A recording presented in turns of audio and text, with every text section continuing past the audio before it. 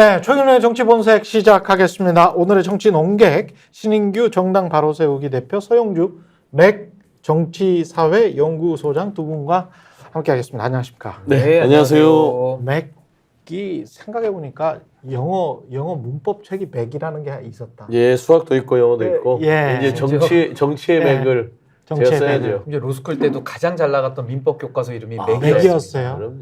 우리 4060 분들 40까지는 기억하실 것 같아요. 그죠? 4060 예, 그러죠. 맥 성문 기본 맥을 잘 잡아야 돼요. 예. 잘못 잡으면 헤매요. 햄버거도 맥자 들어가는 게 굉장히 많아요. 아, 그럼요. 저기 이 전자제품도 맥주 들어가 많고요. 아 그래요? 아, 이름 잘 지으시죠. 저는 킬자 들어가는 게 맛있던데 햄버거. 그래요? 예. 개인적으로는 그렇습니다. 예. 예. 윤석열 대통령 기자회견은 뭐 예상했던 대로입니까? 역시나죠. 예. 그러니까 혹시나 하고 제가 진짜로 윤석열 대통령의 여러 가지 발언들을 끝까지 본 거 자기 고백이지만 별로 없었습니다. 왜냐면 별로 그렇게 썩 제가 뭐 호감이 높은 대통령 아니니까 예. 국정 여러 가지 발표할 때는 하이라이트로 보거나 요점을 봤는데 이번엔 진짜 기대하고 봤어요. 100, 그러니까 모두 발언 22분, 뒤에 110분이니까 132분을 제가 딱 텔레비 앞에서 계속 봤어요. 근데 역시나가 됐어요. 뭐 기대 이하, 뭐 평가하기도 참 민망하고요. 이분은 제가 딱 한마디로 제가 말씀드리면 자승자박을 했다. 자승자박했다. 예, 그리고 구제하기가 불가한 수준에 이르렀구나. 그래서 대략 난감했겠다 국민들께서. 뭐 이 정도로 좀 순화해서 얘기를 했고 제가 페이스북에다가는 이렇게 썼어요. 네. 고마해라. 많이 했다. 많이 했다. 많이 힘들다. 고마해라. 신인규 변호사 어떻게 생각하세요? 그러니까 저는 사실 어제 그 기자회견은 윤석열 대통령에게 있어서나 또 우리 국민들에게 있어서나 거의 마지막 기회 내지는 마지막 승부수였다라고 저는 생각을 하는데요. 그 어제 윤석열 대통령의 기자회견을 제가 뭐 골프에 좀 비유를 하자면은 그냥 오비만 연속으로 때린 거라서 그냥 거의 그 더블 파라 그러잖아요. 예. 끝난 거죠. 그냥. 144개를 네. 친구. 더 이상 이어나갈 수가 없는 예. 이런 더블파 같은 그런 기자회견이었고 우리 아마추어들은 보통 이제 더블파에서 끝나지 않습니까? 양파에서 끝나는데 뭐 타이거 우즈나 이렇게 보면 끝까지 하잖아요. 그러죠. 그래서 하도에 뭐 열 몇 개를 쳐버리기도 하고 맞습니다. 그래요. 그건 이제 프로들이 예, 근데 이 사람은 이제 프로지 않습니까? 공직자로서의 최고 프로잖아요. 대통령- 최정점이죠. 최정점. 대통령은 그러죠. 최고의 프로 윤프로죠. 이미 양파는 기록했어. 2년 동안 했죠.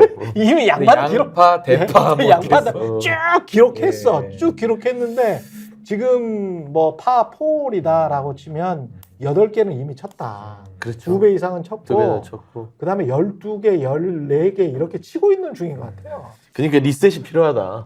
아니 그래서 제가 이제 민심 동행도 했었고 네. 지금 이제 정바세로 제가 다시 활동을 재개했는데 네. 민심이라는 걸 저만 생각하는 걸 민심으로 우길 수는 없잖아요. 그렇죠. 근데 제가 이제 정치에 좀 관심을 떨어져서 보는 저의 주변 미터, 그러니까 민심 미터를 제가 오늘 돌려보니까 네. 어제 다 그 기자회견을 제 친구들도 봤다는 겁니다. 아, 근데 이제 그분들의 말씀이 이제는 윤석열 대통령 좀 그만할 때가 됐다. 그 그만이라는 것이 대통령직을 더 이상 수행하기는 불가능하다라는 평가를 정말 국민들이 이제는 진지하게 검토를 하고 있다라는 게 제가 확인한 민심이었습니다. 신인규 변호사 친구분들은 30대 30대고 뭐 전문직들이고 전문직들이고. 정치에는 관심을 많이 안 갖는 그러니까 소위 말하는 중도 스윙 보터들이죠. 예, 예. 아 근데 그분들이 그렇게 판단하시죠. 더 이상은 이제 희망을 어제로선 다 접어버렸다. 이게 맞아요. 왜냐하면 중도들 입장에서는 대통령이 하야하거나 대통령이 탄핵한다는 거를 또 다른 위협으로 느끼거든요. 왜냐하면 대한 세력이 없기 때문에 나라가 혼란해지는 거 아니야? 이런 생각들을 많이 하십니다. 근데 어제 윤석열 대통령의 기자회견을 본 그 중도들의 민심은 야 이제 이거는 더 3년을 맡겼다가는 나라가 절단나겠다 라는 또 하나의 위기감을 이제 더 크게 느끼는 거죠. 그러니까 제가 말한 게 그거예요. 구제 불가. 구제 불능이라면 또 이제 좀 불편할 수 있으니까 지금 구제를 받을 수 있는 기회였어요. 예, 어제가. 그렇죠. 근데 마지막으로. 그거를 걷어 차버렸어요. 예. 나를 왜 구제해줘 당신들이 국민들 당신들 뭐야 이런 느낌이거든요. 근데 보통 이제 법률가들 뭐 우리 일반 상식으로 하지만 사람이 말을 하면 지켜야 되잖아요. 말만 막 해놓고 행동이 없으면 보통 사기에 준하는 거 아니겠습니까? 속이는 거잖아요. 근데 지난 2년 국정원을 보면 윤석열 대통령은 대부분 말로 때웠어요. 뭐 국민만 바라보고 가겠다, 국민이 옳다, 민생, 소통, 좋은 얘기는 말로 다 펼쳐놨는데 근데 행동이 없었던 거야. 그래서 국민들이 말로 때우지 말고 좀 제대로 해보라고 하면서 계속 신호를 줬던 겁니다. 말로 때우지 마. 너 몇 가지라도 좀 행동에 옮겨. 이게 맞는 거 아닙니까? 그렇죠. 사람이란 게. 그렇죠. 말로 때우는 사람은 대부분 뭐라 하냐면 무능하다고 그래요. 네. 그 다음에 신뢰를 할 수 없다. 사기치냐. 뭐 거짓말. 이런 얘기를 거짓말쟁이다 하잖아요. 말과 행동이 일치해야만 그 사람이 능력 있고 믿을 만하고 신뢰하고 성실하다. 평가를 받을 거 아닙니까? 근데 지난해 좀 말로 때웠는데 그래서 혼내서 그래도 국민들이 마음이 좋아서 3년이 너무 길다고 하는 주장들을 받아들였다 하지만 그래도 기회를 한번 준 거거든요. 108석이면 솔직히 기회 준 거예요. 그렇죠. 그러면 좀 정신 차리고 어제 기자회견에서 소소하게 국정기조 제가 잘못했습니다. 말로 때우느라고 제가 불편하셨죠. 제가 제대로 이제 할게요. 반성문을 썼어야 되는데 나 잘했어. 22분 자화자찬했잖아요. 예. 110분 뭐였냐면 나 특검 못 받아. 그리고 다 딴춤 피웠어요. 법률가인데 법률을 어기는 변명을 했잖아요. 대부분 최병 특검, 김근혜 특검도 다 이 법률가로서 피해가는 보호하기 위한 변명을 늘어났다라는 점에서는 저는 또 3년 나 말로 때우겠다라는 선언이었다. 저는 윤 대통령이 이제 아무래도 엘리트주의적 사고가 강하시잖아요. 제가 좀 유명한 말을 해보고 예. 싶은데 팍트 순투 세르반타라는 말이 있습니다. 어려운데? 이게 뭐냐면은 응. 계약은 지켜줘야 된다라는 라틴어. 라틴어입니다. 라틴어구나. 팍트 순투 세르반타. 이거 법학도들은 1학년 때 다 배우는 아. 이 법철학 때 외우거든요. 그런 게 있어 보이려고. 근데 이분이 말을 안 지키잖아요. 근데 저는 이게 교정이 안 되는 이유가 구술을 했단 말입니다. 구수. 그러니까 구술을 했다라는 것은 뭔가 시험 출제자의 의도가 있는데 자기가 계속 자기 방식대로 답안지를 써온 거예요. 그러네. 일정 기준을 못 그러니까 구술을 지켰으니까 한 거다. 낙방을 했던 건데 2차 논술 같은 경우 계속 그랬겠네. 가장 예. 출제자의 의도를 읽어서 쓰는 게 시험의 메커니즘 아닙니까? 그거 한 60점만 넘어도 지금 합격하잖아요. 아, 그렇죠. 2차 같은 경우에. 예. 근데 근데 구술을 그러네. 했다라는 거는 생각해보니까. 이분은 출제자의 의도보다는 자기 고집대로 하다가 9번 만에 꺾인 거예요. 그러니까 이번에도 저는 2년은 이분을 바꾸기에는 너무 짧은 시간이다. 한 9년 정도는 있어야지 바꾸는데 9년. 대통령 임기가 5년이기 때문에 네. 불가능한 안 거예요. 바뀌네. 불가능한 거예요. 그래서 논리가 구수가 되네. 굉장히 그럼, 크다 이게. 출제자의 의도가 이제 보편적 법리인데. 그 민심 같은 거죠. 예, 민심 같은 건데 그거에 부합하지를 못했네. 8번이나. 8번이나. 그러면은 저기 9년이 필요하다는 거네. 최소 9년. 최소 아니 근데 9년. 우리는 9년은 못 기다리지. 못 기다리죠. 아니 9년 동안 공부할 저희는 돈이 없어요. 그러니까 어제 윤석열 네. 대통령이 네. 자기 고백한 게 몇 가지가 있어요. 네. 그중에 제가 눈에 띄었던 게 고집불통. 예. 자기 입으로 했잖아요. 사람들이 저한테 고집불통이라는 비판을 많이 합니다. 라고 하면서 제가 고집불통 내려놓겠습니다. 하는 게 아니라 그냥 그대로 하겠다. 인사 문제 기자가 질문했을 때 아마 그 얘기를 했을 거예요. 오늘 고집불통이라는 뭐 부분이 있는데 나 고집불통 맞다. 근데 어쩔 수 없다. 그대로 가겠다. 이런 걸 보면서 말씀한 대로 8년 9년 가도 안 바뀔 것 같아요. 큰일 났어요 지금. 근데 좀 약간 좀 기자들한테도 약간 불만인 게 이렇게 될 가능성이 굉장히 높았기 때문에 질문이 하나라도 특히 그 거짓말에 관한 질문은 하나라도 나왔으면 좋을 뻔했다. 꼬리에 꼬리를 무는 질문들이 들어가야 되는데 예, 그걸 꼬리- 못했어요. 예, 꼬리를 안 물어도 되니까 처음부터 딱 그 하나의 질문. 김건희 여사 관련해서 주가 조작 의혹 사건 같은 경우는 대통령 후보 때 말씀하신 거는 거짓말 아니에요? 예? 뭐 수익도 못 보고 무슨 수천만 원 손해만 봤다며요. 2차 주가 조작 관련해서는 들어가지도 않았었다며요. 근데 법원에서 증거로 인정되지는 않았지만 하여간 나온 것들 있지 않습니까? 그렇죠. 검찰이 제시한 그것들을 보면은 김건희 계좌가 계속 이용이 됐고 거의 절반 가깝게 김건희 계좌가 이용이 됐잖아요. 그리고 그 계좌가 이용된 그것들까지 다 모아서 그게 주가 조작의 행위다라고 법원에서 그거는 인정을 한 거지 않습니까? 그리고 이제 그 두 분이 합해가지고 최은순 씨와 김건희 씨 두 분 합해서 23억 정도 수익을 냈다는 것이고, 근데 뭐 몇 천만 원 손해 보고 말았다라는 거잖아요. 그러면 분명히 알고 있었는지 모르고 있었는지는 모르겠습니다만은 당신 거짓말한 거 아니냐.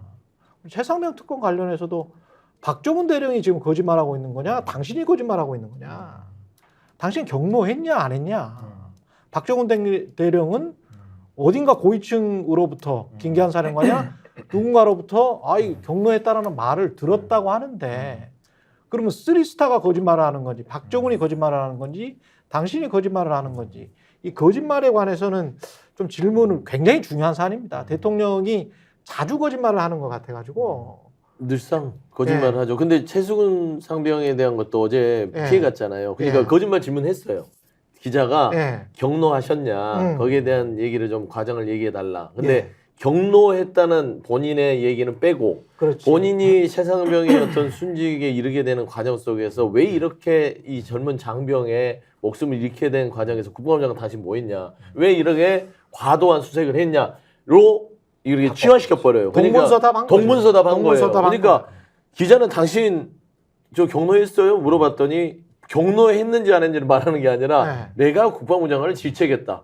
그러니까 거짓말 했다 안 했다 말 안 하면 거짓말이 아니잖아요. 근데 그게 이제 피해간 거죠. 법꾸라지의 맞습니다. 법꾸라지. 법이었죠. 그래서 예. 딱그 말에 법을 하는 사람이 예. 알기 때문에 피해가는 거죠. 근데 저는 그러니까 그럴수록 전 기자들이 어제 재질문도 계속 했었어야 했었어요. 되고 대통령의 맞아요. 말을 끊어야 되는 용기가 없었다는 건 아쉬운 점이고 전 이런 질문을 왜 안 하는지 모르겠어요. 윤석열 대통령님 검찰총장을 지내셨는데 주가 조작 사범에 대해서 서면 조사만 하는 것이 검찰총장 당시 원칙이셨습니까? 이런 걸 물어봐야죠. 좋네. 그 예를 들면 양평 고속도로 논란에 대해서 아직까지 수사가 안 되고 있는데 당시 박근혜 최순실 수사팀장 아니셨습니까? 박근혜 대통령이 노선 조작 이렇게 한 혐의가 나오면 눈 감아주셨겠습니까?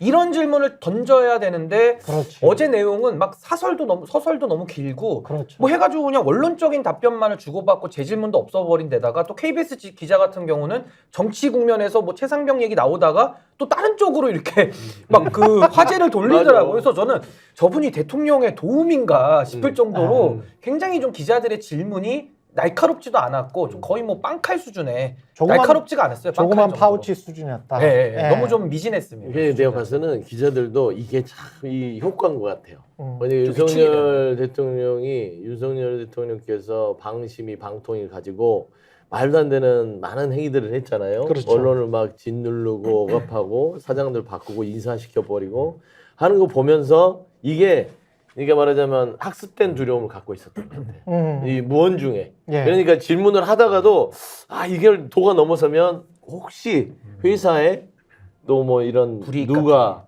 뒤처지지 않을까라는 이 사전에 무의식 중에 검열이 있지 않았을까 좀 아쉬움은 있어요. 그 보통 이제 기자들이 청와대 출입 정도 되면 대통령실 출입 정도 되면은 어떤 질문을 할까에 관해서 사전에 이제 데스크랑 데스크에게 주죠.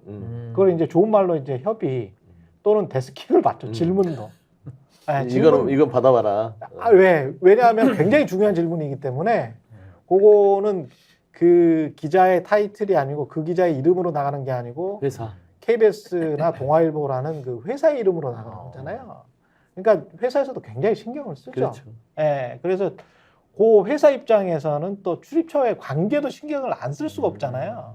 그래서 저는 출입처를 폐지해야 된다는 거예요. 이게 지방신문 기자도 마찬가지고 심지어는 외신도 그렇습니다. 외신도 특히 이제 우리 그 관공서들 그 정부기관은 좀 덜한데 삼성 같은 경우는 있잖아요. 외신도 주물럭거릴 수 있어요. 그렇죠. 왜냐면 관리가 가능하니까. 엄청난 광고주기 때문에 외신 같은 경우도 어떤 톤 조절이랄지 기사 조절이 가능한 곳이 글로벌 기업들이거든요. 그래서 이런 이제 윤석열 정부 같은 경우는 거기에서도 관공서 중에 제일 꼭대기에 있는 대통령실이잖아요. 그러니까 언론사들에서 이게 톤 조절이나 이런 것들이 자기 검열 또는 뭐 데스크와의 협의 뭐 알아서 기었을 가능성도 굉장히 높다 그렇게 생각합니다. 저도 그렇게 생각합니다. 예. 어제 저는 윤석열 대통령 그 최해병 특검, 김건희 특검 사실상 거부한 거잖아요. 예. 어제 선언한 거고 이제 그걸 보면서 이분은 이제 야당 그러면서 협치를 얘기해요. 그러니까 이게 상충되잖아요. 그러니까 야당에서는 결국에 이 특검 부분을 받아야만 국정협조가 가능한 거 아니겠습니까? 그리고 정치하는 대통령 되겠다며. 정치가 뭐예요? 내어주고 또 가져오고 이게 주거니 받거니 하면서 어떤 협치의 미를 살리는 건데 어제 선언을 해버렸잖아요. 국민들 앞에. 나 특검 못 받아요. 그리고 저는 이거는 다 음해입니다.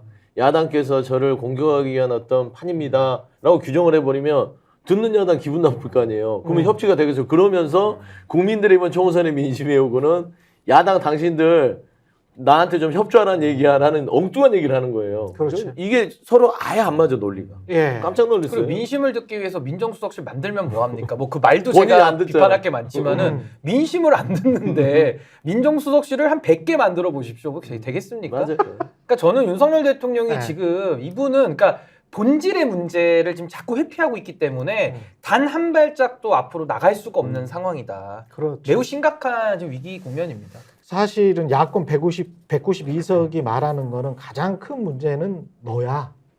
대통령 당신이 문제야. 그렇죠. 이렇게 지금 주권자들은 이야기를 하고 있는 건데 대통령은 지금 계속 모른 척 하는 거죠. 아니야, 나를 네. 문제라고 하는 너가 문제야. 네. 국민 당신들의 문제야. 왜 나를 몰라줘? 이거거든요, 지금. 그리고 자꾸 이제 소통에 문제가 있다라고 이야기를 하는데 네. 그 소통도 그러니까 소통을 잘하면 본인의 진정성이랄지 본인의 어떤 업적이나 이런 것들이 잘 전달이 돼서 국민들이 감화할 것이다.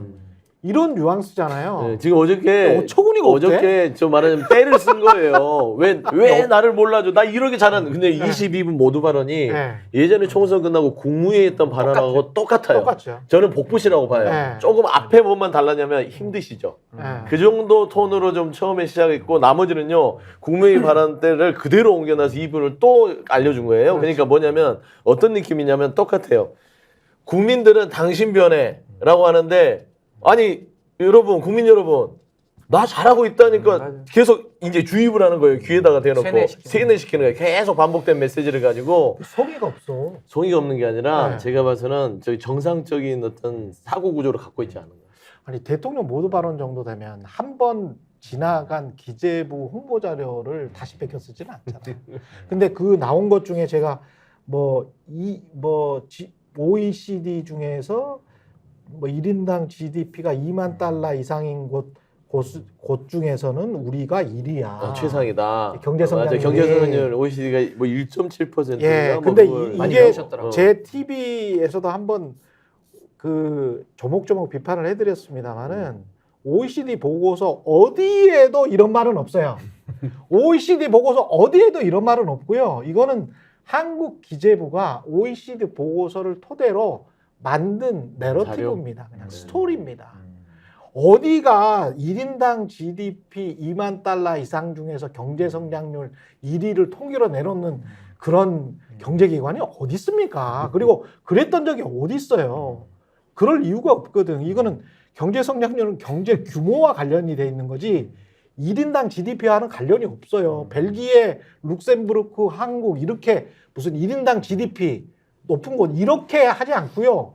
미국처럼 경제 사이즈 큰 나라, 한국처럼 경제 사이즈 작은 나라 상대적으로.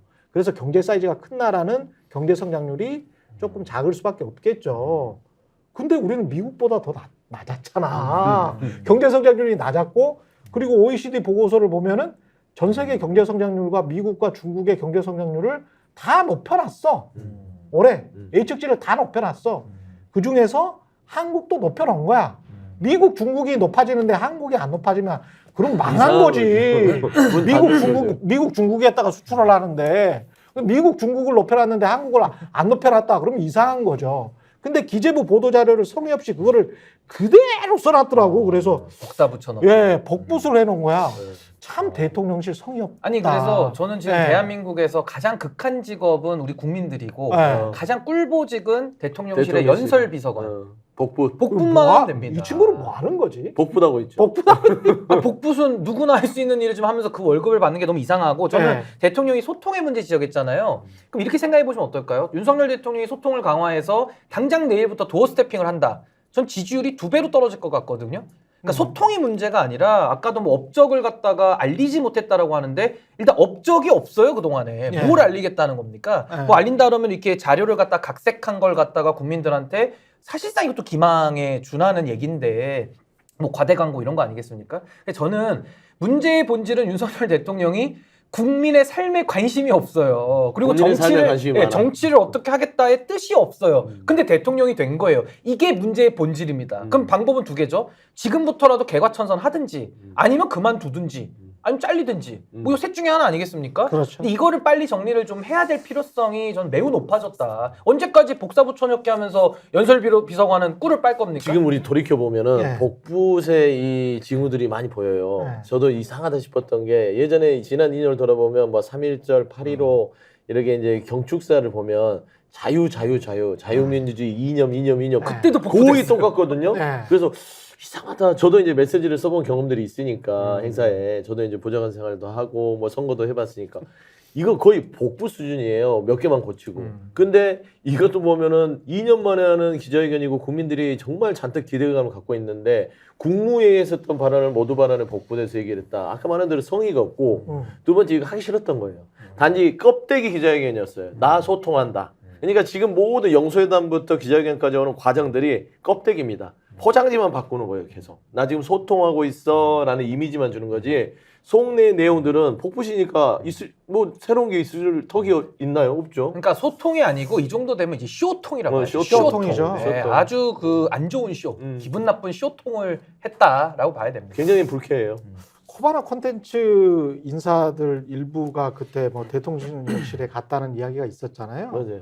혹시 이 친구들이 그 아마추어들이 지금 가가지고 혹시 연설에 관여하고 있는 거 아닌가? 그런 공산도 추측이긴 하지만 네. 비선 논란. 네. 왜냐하면 이 대통령 메시지 굉장히 힘들고요. 메시지라는 요 밤을 새가면서 쓰거든요. 그럼. 그리고 대통령하고도 계속 왔다 갔다 하면서 고치고 뭐 옛날 강원국 선배도 그렇고 그리고 제일 어려운 업무. 어려운 그렇지. 업무예요. 윤태영 네. 선배도 그랬고 그렇게 힘든 과정을 거쳐야 되는데 그러니까 업무가 감당이 안 되는 사람들이 가서 앉아 있을 수도 있다. 맞아요. 그러니까 결국 그냥 복부도 하고 베끼는 거야. 그렇죠. 네. 그리고 대통령은 그냥 입으로 설득하는 자유밖에 거지. 모르는 자유를 그러니까 이런 아주 하책이죠. 예전에 김대중 대통령이 했듯이 하나의 단어를 계속 반복적으로 국문이 할 때까지 쉬운 언어로 얘기해줘라. 이런 하책만 배우는 거예요, 메시지에. 그걸 이제 대통령한테 얘기해주면 윤석열 대통령 아 맞아 자네들 말이 맞네. 특히나 뭐 김건희 여사 쪽도 사람들이라면 당연히 또 내칠 수도 없지 않겠냐라는 아주 개인적인 추측이 가능한 상황이다. 대통령실이 전반적으로 국정을 쫙 이끌어 가잖아요. 그럼 맥락적 생각을 해야 되는데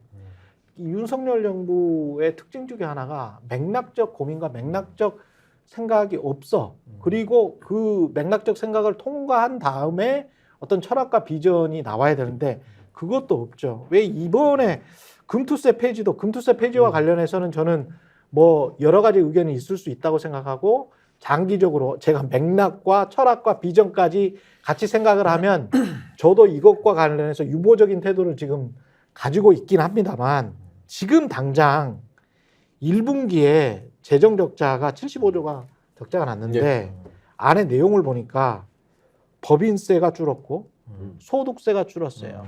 부가세만 조금 올랐어. 근데 우리나라의 3대 세목이 지금 말씀드린 이거 3개예요. 법인세, 소득세, 부가세.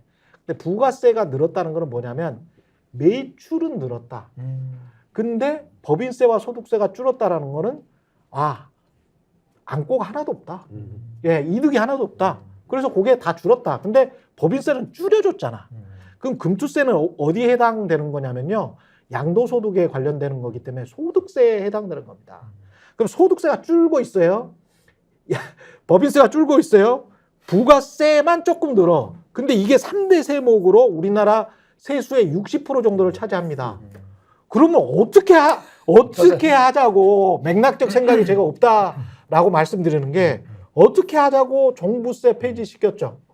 예? 그다음에 법인세 폐지시켰죠. 법인세 내렸죠. 그다음에 금투세까지 이거 이제 장기적으로 폐지시키겠다. 그러면 어디서 돈을 가져? 어디서 돈을 가지고 오겠다는 거야 도대체. 자기 주머니에 돈이 있는 거 아닙니까? 그거 뭐 달랑 뭐 김건희 여사 뭐 그런다고 해서 이 양평 땅 근데 팔아서 50억 가지고 근데 세금 양평 땅을 근데 세금 세수 자체는 위조가 안 되잖아요. 그렇죠. 잔고 위조는 돼도. 그렇지. 그것도 분식회계 비슷하게 할 수는 있어요. 그래도 이제 분식회계 이게 비슷하게. 숫자일 뿐이라 써야 되잖아. 네. 이건 어디서 받아오려고 잔고 네. 위조를 하지만 이거는 세금 세수 잔고 위조는 할 수 없다라는 점에서 제가 그래서 답답한 거고 저도 금투세 얘기를 하길래 네. 저도 그랬습니다.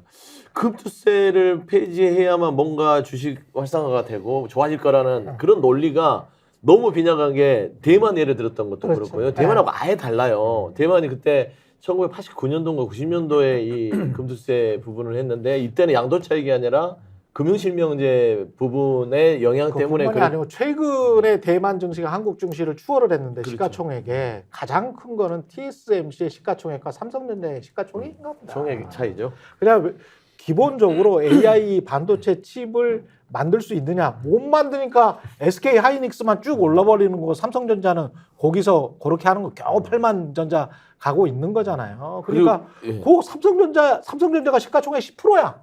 어떡할 거야? 삼성전자가 이제 저러고 있는데 그러니까 이재용의 문제인 거지. 맞아요.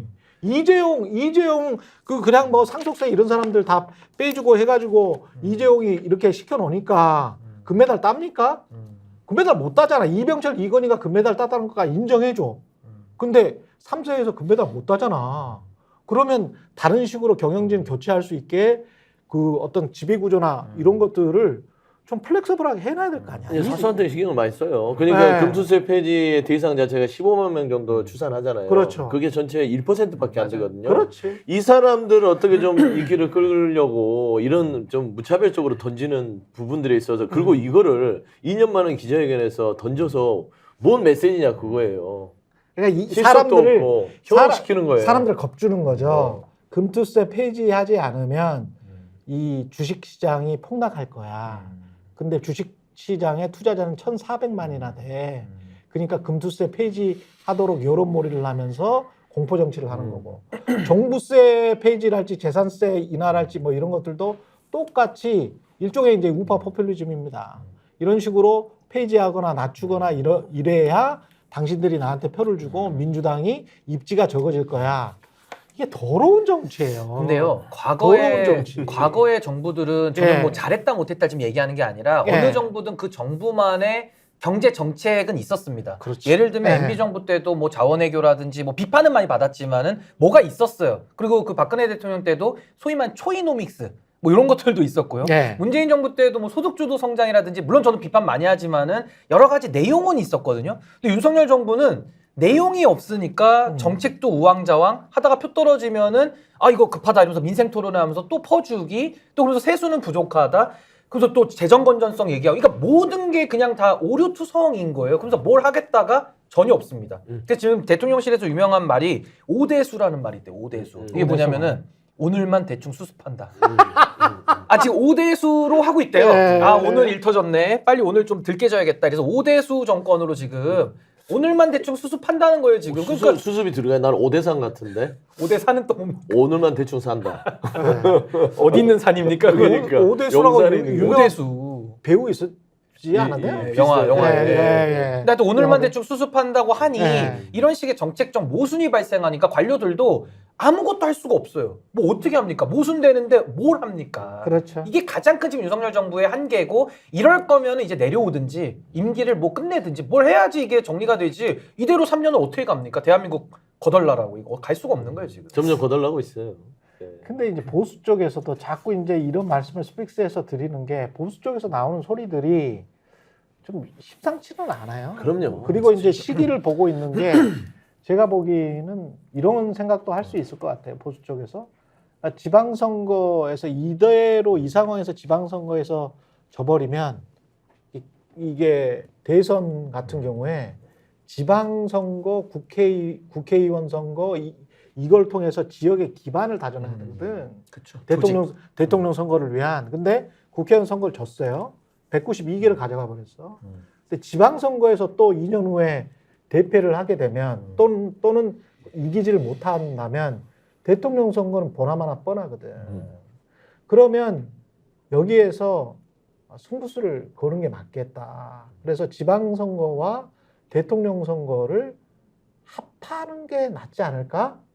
라는 그런 어떤 이야기들이 지금 오고 가고 있어요. 아니 윤석열 일부 보수 측에서. 대통령한테도 네. 좋은 수가 예. 그거예요. 예. 개헌 던지는 거예요. 중임 지방선거나 대통령 선거 합시다.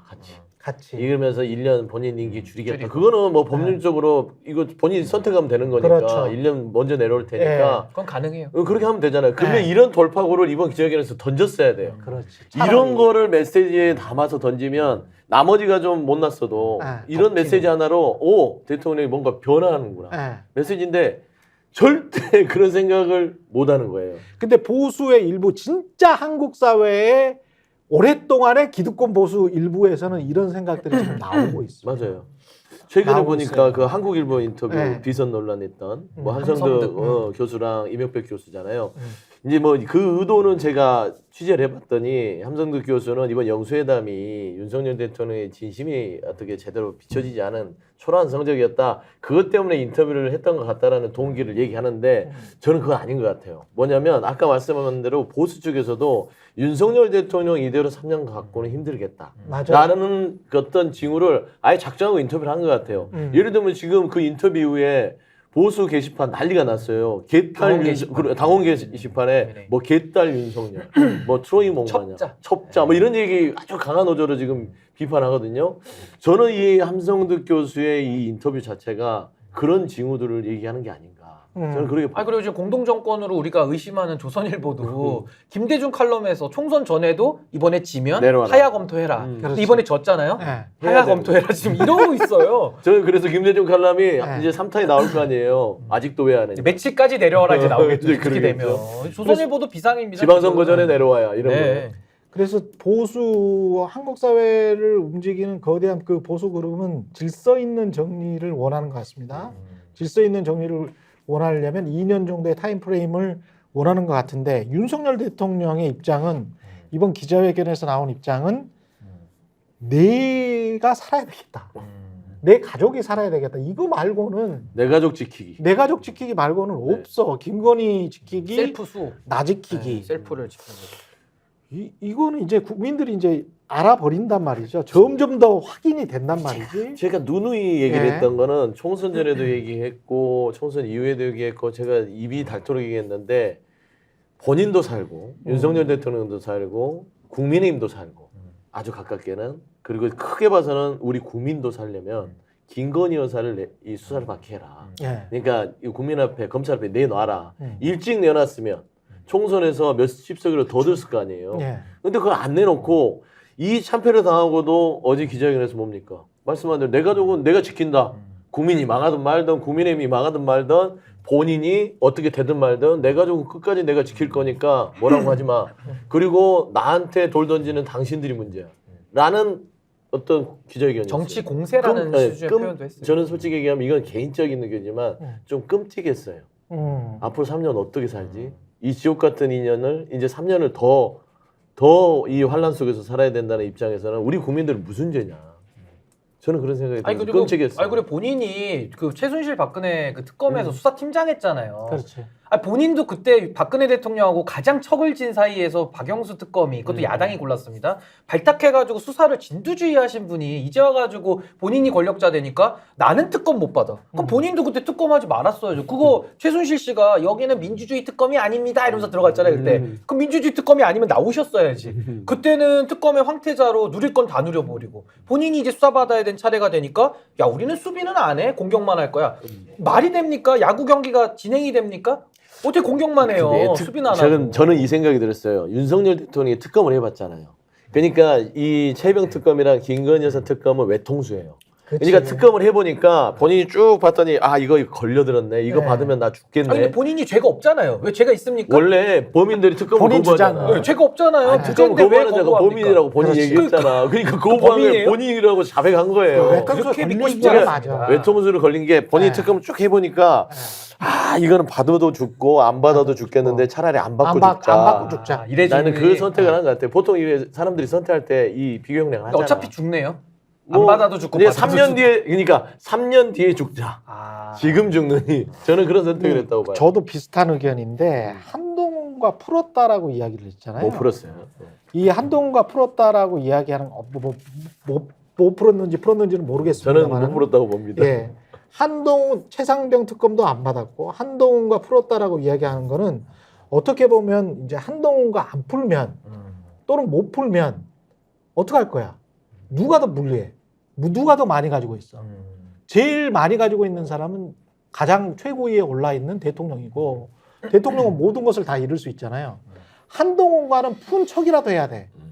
김건희도 수사를 가혹하게 받게 놔둬버리면 아무리 부부 사이라고 하지만 이 두 분의 관계를 지금까지 겉으로 드러난 이 두 분의 관계를 봤을 때 김건희가 수사를 받는 도중에 김건희의 혐의만 이야기할까요? 아니죠.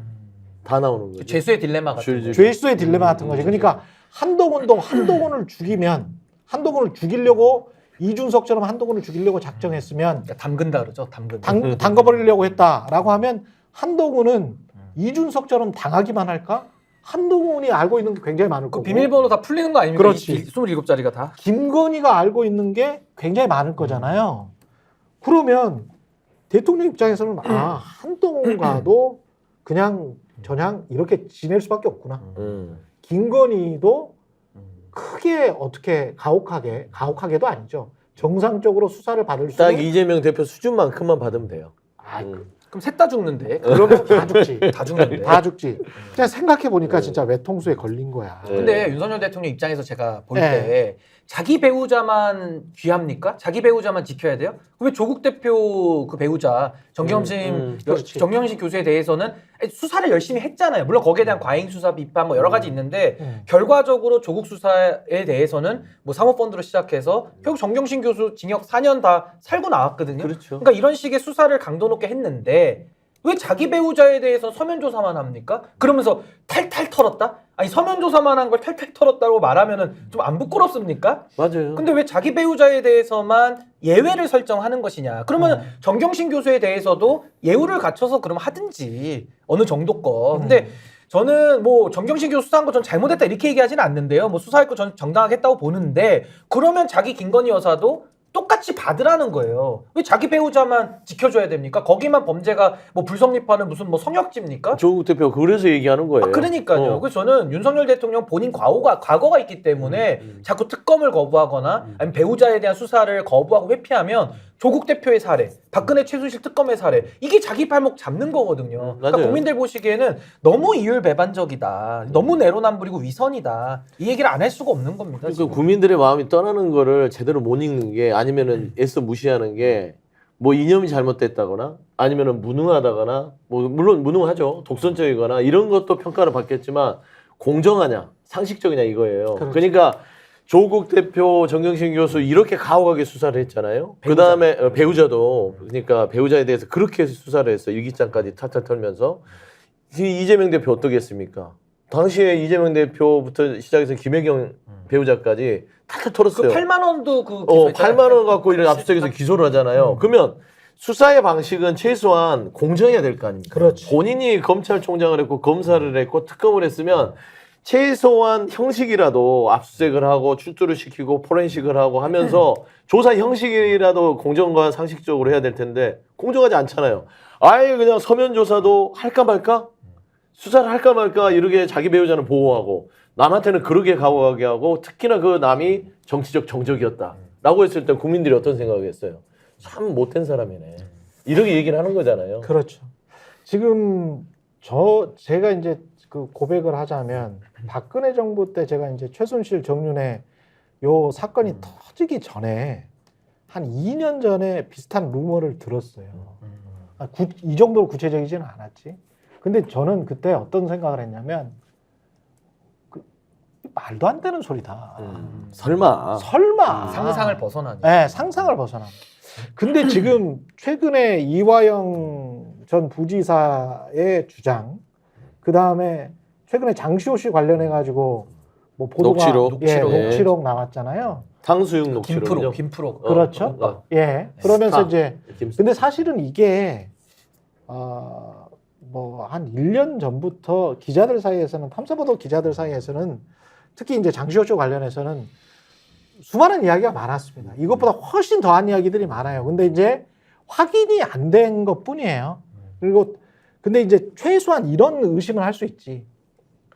검찰이 피의자와 우리가 상상하지도 못하는 거래를 통상적으로 특수부 애들은 하는구나. 영화에서 보듯이. 영화에서 보듯이. 그러니까 최순실 정윤회 사건 같은 십상시 뭐 이런 것도 그거는 뭐 정통 기자가 봤을 때는 그건 한국 그렇게 후지지 않았어. 말도 안 돼. 그렇죠. 그냥 그거는 이제 드라마 시나리오에서는 나오는 얘기라고 생각을 하죠. 그런 이야기 하지 마. 최순실 아줌마가 연설문을 고치고 말도 안 되는 소리를 하고 있어. 이렇게 생각을 했었단 말이지. 박근혜 정부 초기 때는. 근데 나중에 사실로 드러났단 말이에요. 근데 저는 특검이나 이걸 통해 가지고 우리가 드라마에서나 보던 황당한 것, 특히 이제 또 이상한 게 최상병 특검과 관련해서 최상병 그 수사 의혹과 관련해서 왜 그렇게 경로를 했다면 화를 냈는지 그 이후에 그 화를 낸 이유를 제공한 어떤 로비가 있었던 건지 또는 청탁 전화가 있었던 건지에 관한 수사까지 들어가야 이게 제대로 된 수사거든요. 그게 범죄 동기니까 거기부터 출발해야 되는 그렇죠. 거예요. 왜 지키려고 했는지. 근데 그것과 관련한 기상천외한 지금 루머들이 여의도에서는 한 2달 전부터 떠돌고 있지 네, 않습니까? 맞습니다. 이런 것들도 김땡땡 검사와 장시호 간의 관계에 관한 거는 뭐 1, 2년 전부터 계속 나왔던 이야기들이고요. 뭐 하겐다즈 아이스크림 뭐 이런 네. 거 가지고 뭐 아이스크림 별 전화, 소리가 뭐 다 있어요. 탕수육. 네, 예. 별 소리가 다 있는데 일단 루머 중에서 아주 극소 일부분 피의자 고려한 거 아니야? 요거 정도만 된 거예요. 이화영 부지사도 비슷한 거야. 사실은 장시호 사건과 연관이 있어.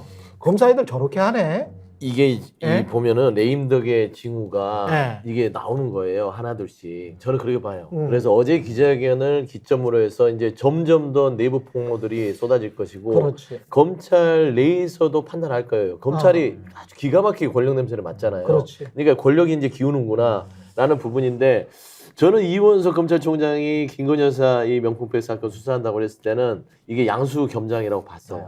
그러니까 대통령에 대한 어떤 기자회견의 어떤 그 요인, 털 수 있는 요인도 주면서 일단은 잘못하면 당신 매긴다. 잡으러 간다. 근데 이 지금 구도를 보면 좀 그런 오해를 받는 게 잘 보세요. 지금 김주현 민정수석, 그 다음에 법무장관이 박성재죠. 여기 그 다음에 윤석열 대통령. 이 라인업이 뭐냐면 거의 비슷한 동년배 60대 그렇죠. 수준이에요. 선후배. 그 다음에 이원석 총장은 한동훈 그 그렇죠. 전 비대위원장을 필두로 송경호가. 한동훈 그다음에 이원석, 송경호. 네. 여기가 70년대 이래 새로운 라인업. 그렇죠. 10년 차이가 나는 딱 10년 차이가 네. 나고 세대 교체를 할 수 있고 미래 권력의 필두의 꼭 시점에 있단 말입니다. 저는 이런 부분에서 기자회견을 한동훈 전 비대위원장이 안 봤을까요? 봤겠죠. 그렇지. 이원석 총장이 안 봤을까요? 봤겠죠. 아 이거 희망이 없구나. 음. 3년 길이긴 하지만 이거 잘하면 이런 생각을 했을 수도 그리고 있다. 같이 죽는다고 생각됐어요. 그렇지. 왜냐면 네. 여기에 엮이면 같이 같이 죽기 죽어. 때문에 일단 분리를 하고 음. 이 판단을 해야 되기 때문에 저는 여기에서 누수들이 검찰 내부에서 나올 수 있다. 그래서 곳곳에서 장시호뿐만 아니라 막 터질 거예요. 저는 그런 예측이 좀. 저도 정확한 네. 지적이시라 보는 게 사실은 송경호 중앙지검장은 이제 가장 그 요지가 아니겠습니까? 수사를 컨트롤하는 손발인데 지난 2월 달에 실제로도 김건희 여사 수사해야 된다는 의견을 아주 강하게 내가지고 그게 그 법무부 수뇌부하고 마찰이 있었다라는 보도가 이미 나왔어요. 근데 이제 지금 시작이 되는 거거든요. 그러면 수사를 시작할 때는 뭐 대통령한테 명분을 주기 위한 거든 뭐 어떤 동기로 시작을 했든 이미 시작되면 그때부터 막을 수가 없는 거예요. 누가 어떤 평검사가 어떤 의도로 흘리거나 이제 공수처도 막 내용이 나오잖아요. 막 JTBC 요즘 매일 단독 막 하던데 어떤 언론사한테 소스를 줘서 보도를 매번 시키면 이제 못 막는 수준으로 가요. 그렇지. 그러니까 이렇게 되면은 그때부터는 우리 그 대변인이 말씀하신 대로 이제 세대 교체, 검찰의 세대 교체 내지는 그 9세대들을 끊어버리고 예. 우리가 주주가 되자라는 생각 저는 충분히 이원석 총장을 필두로 할 수 저는 있다. 그런 생각이 조짐을 듭니다. 윤석열 대통령이 읽었다고 봐요. 음. 왜냐면 민정수석실을 급히 그렇지. 만들고 김주현을 데려오고 그렇습니다. 이런- 이원모 같은 사람 안 치잖아요. 그래서 이원모를 같이 데려와서 자기 일단은 의견을 여기에서 방어를 해라. 그리고 검찰과의 어떤 분위기를 좀 보고를 하고 나서 일단은 이원석 이 총장이 9월에 끝나고 나면 인사 또 들어가잖아요. 그렇죠. 어떤 여러 가지들을 지금 방어책, 내부 균열에 대한 방어책도 지금 윤석열 대통령은 또 하고 있기 때문에 국민들 먹고 사는 문제를 걱정할 시간이 없을 것이다.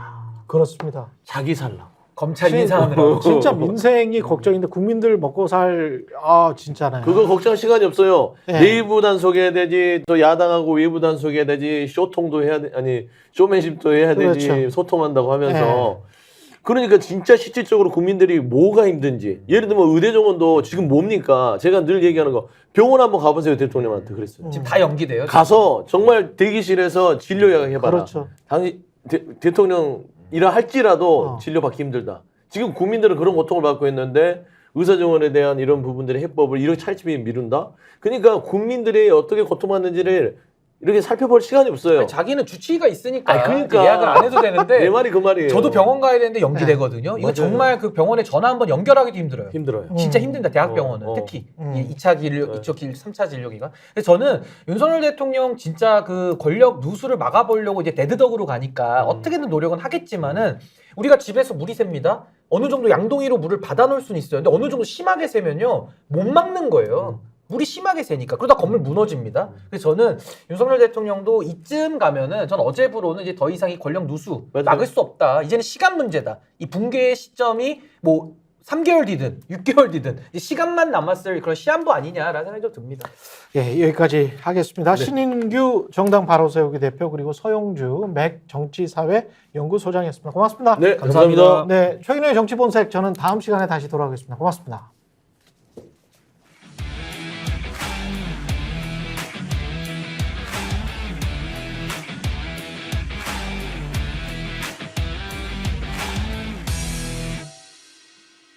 너무 제가 홍보를 정치권색. 예.